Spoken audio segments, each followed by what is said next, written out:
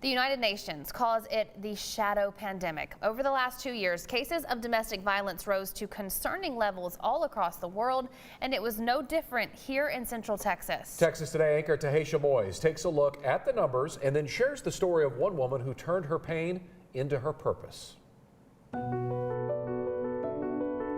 It's still a crime that a lot of people don't want to talk about. Domestic violence is all around us. Behind closed doors, millions are suffering at the hands of someone close to them. I think that we probably all know someone. And I think that's the thing about it is domestic violence doesn't discriminate. The numbers may come as a shock to some. Nearly 20 people every minute are physically abused by an intimate partner in the U.S., according to the National Coalition Against Domestic Violence. That adds up to 10 million men and women a year, but that number could be even higher. When we talk about domestic violence, we can throw out statistics all day long, but there's still that kind of dark figure of crime because some of it is not reported. But here's what we do know. Domestic violence went up during the pandemic. In Waco from 2019 to 2021, there was a 3% increase in family violence. In Temple, cases went up in 2020, then back down. Killeen saw the largest increase. From 2019 to 2021, cases jumped almost 29%. So what we've seen, especially in the last 2 years, and especially in the last year, we've seen a 69% increase in the number of calls that we had and the number of clients.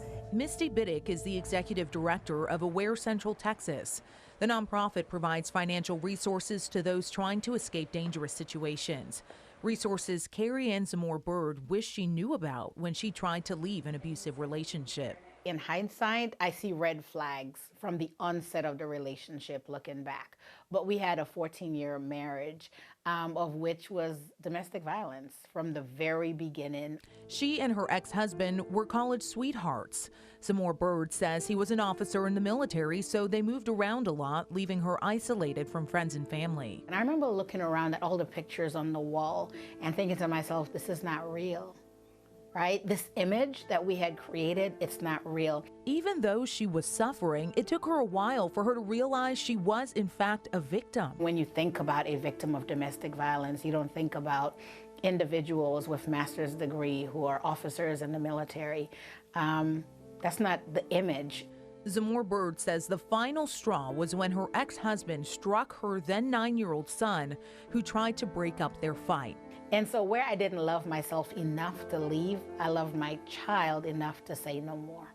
The fight left her with injuries all over. I had bruises on my face. I had bruises to my mouth, to my cheek, to my rib cage. When she was finally ready to leave, she didn't know who to call locally. She had just moved to the Fort Hood area. So Zamore Bird says she reached out to sorority sisters across the country. And so it was even scarier, right? Going through the situation here, not knowing anyone. Sergeant Carrie Ann Harris with the Killeen Police Department realizes this is common for this area. So we see a lot of those instances as well where they have no support, so they feel like this is where they have to stay because the abuser is the only support that they have.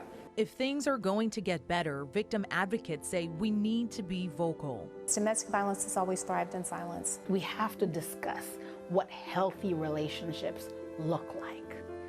In churches, in schools, in different agencies, and also create safe spaces so that victims feel comfortable coming forward. Zamore Bird wears many hats as a licensed clinical social worker and the director of field social work at UMHB.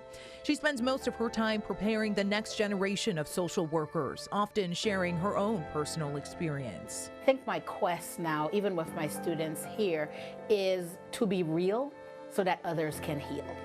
She's also an author, a playwright, and a screenwriter, sharing her darkest days as a way to educate the public. To really tell the story and give a picture of what domestic violence looked like, from the verbal, the emotional, to the physical. She says she wants people to know they are not alone and that help is always available. In Temple, Tahisha Moyes, 6 News. Wow. Now, there are so many resources available for those going through domestic abuse. We have a list of organizations in the Central Texas area that will walk you through the process of leaving. Advocates will even accompany you to the police if you'd like, explain how the legal system works, and then help you secure safe housing. You can find that information posted on our website, kcentv.com.